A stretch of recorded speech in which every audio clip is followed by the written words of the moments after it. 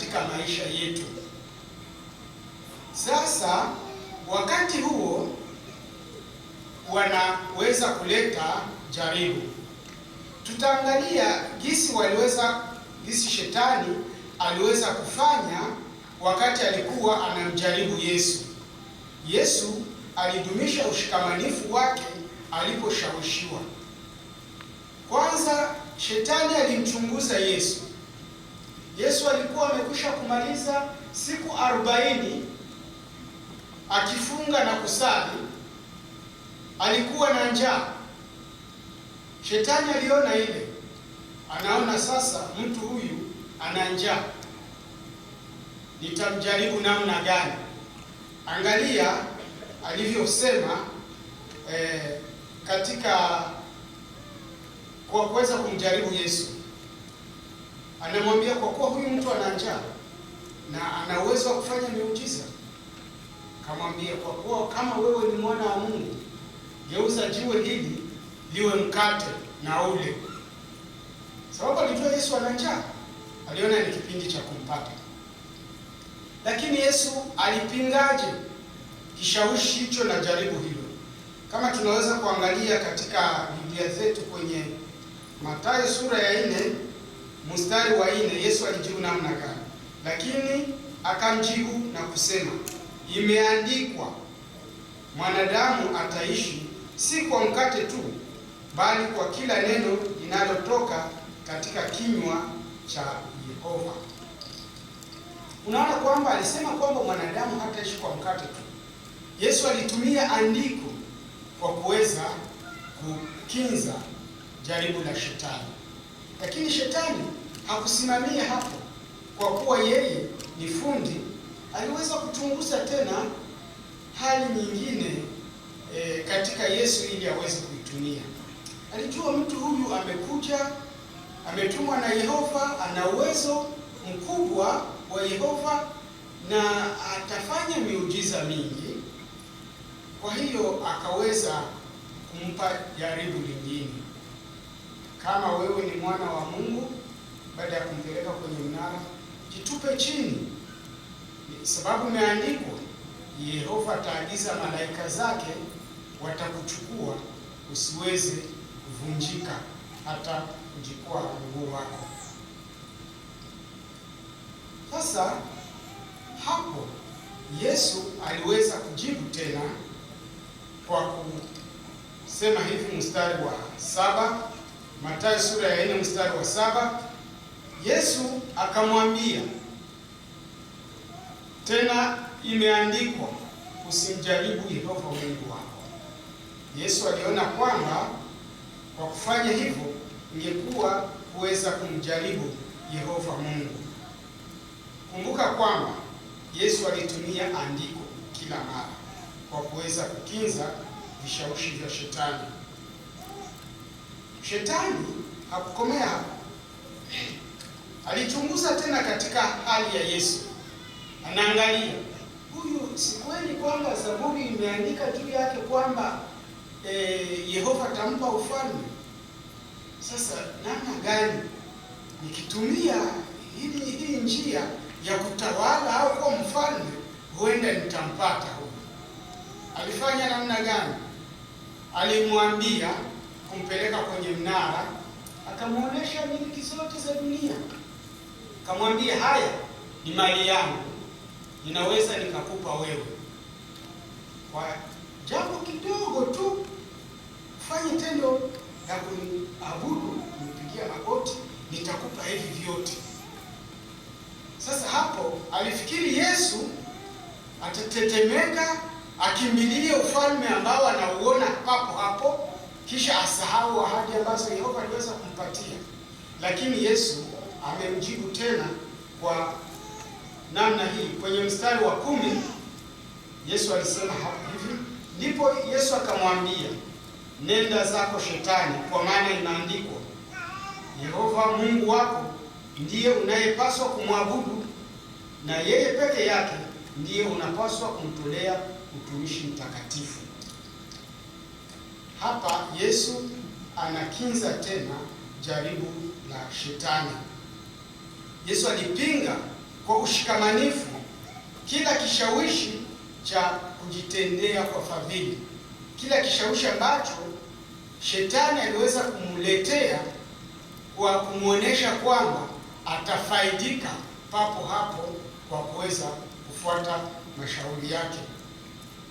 Sasa na sisi tunaweza kuiga namna gani Yesu? Tunawezaje kubaki washikamanifu kwa Yehova wakati tunaposhawishiwa? Kama vile Yesu, tunaweza kuwa washikamanifu kwa Yehova.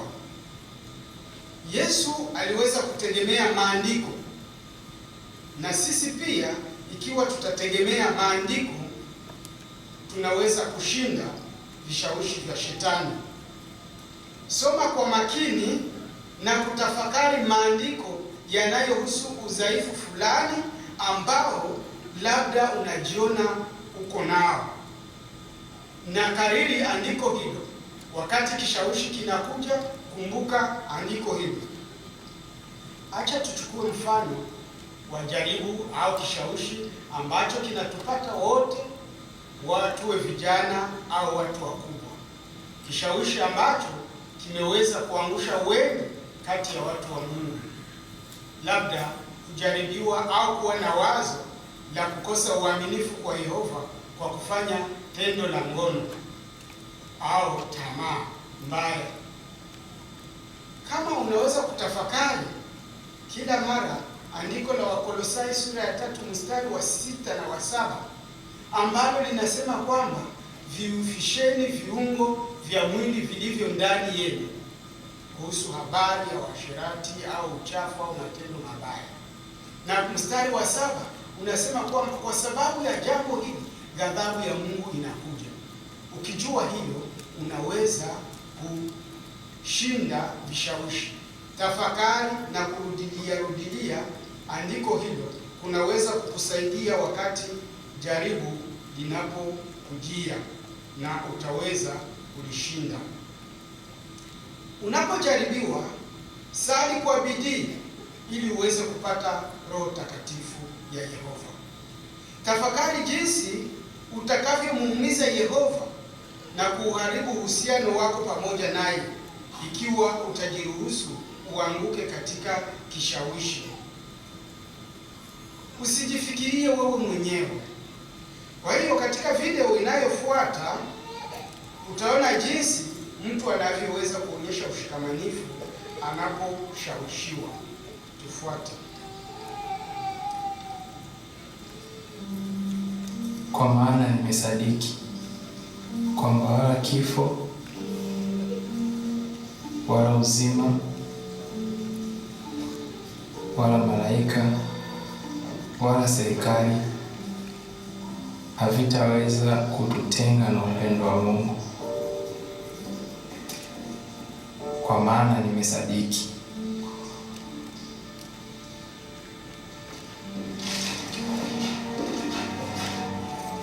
Umeamka? Njoo.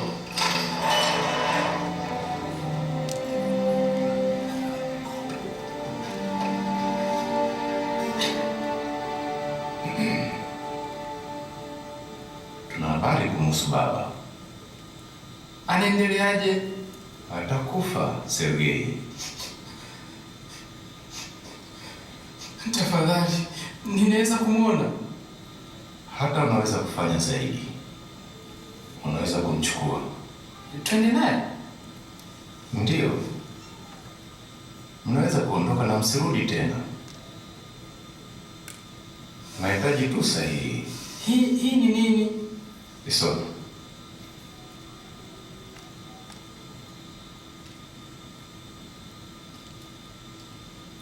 Hapana. Hutapata nafasi kama hii tena, ninakuhakikishia. Kama tu dini yako, na nyote mwondoke. Hapana.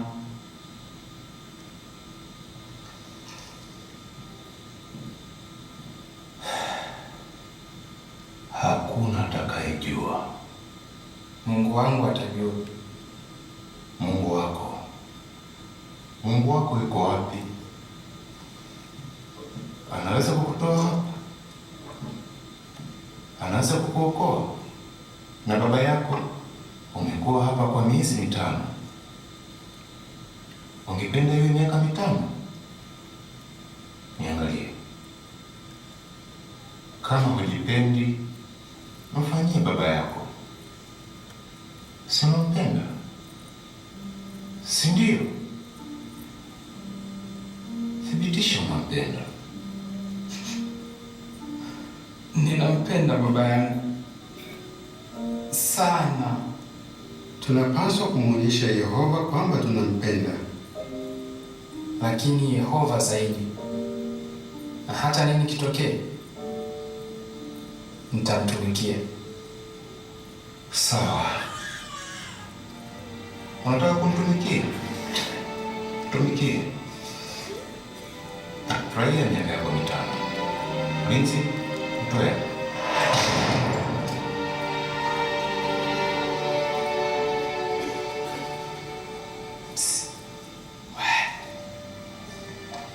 Yehova ni nani?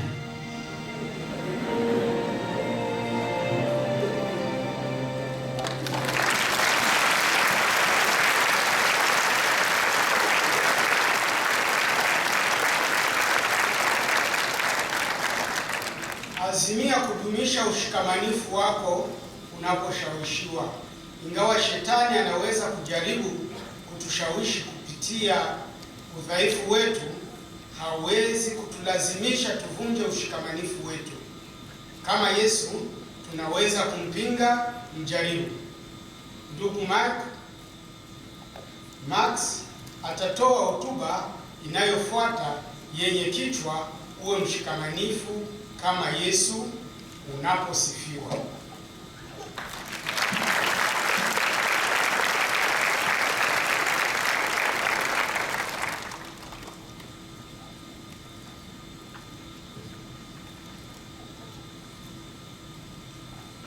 Tunapotoa shukrani kwa ajili ya akina ndugu na dada zetu, kwa sababu labda ndugu alitoa hotuba nzuri sana, tunatia moyo, au hata akiwa dada alitoa maelezo nzuri ili kutiana moyo mwingine, labda kwenye funzo la kutaniko au funzo la mnamo mlenzi, au hata akiwa kijana alitumia nguvu zake ili kutumiza ngao mbalimbali kwenye kutaniko letu.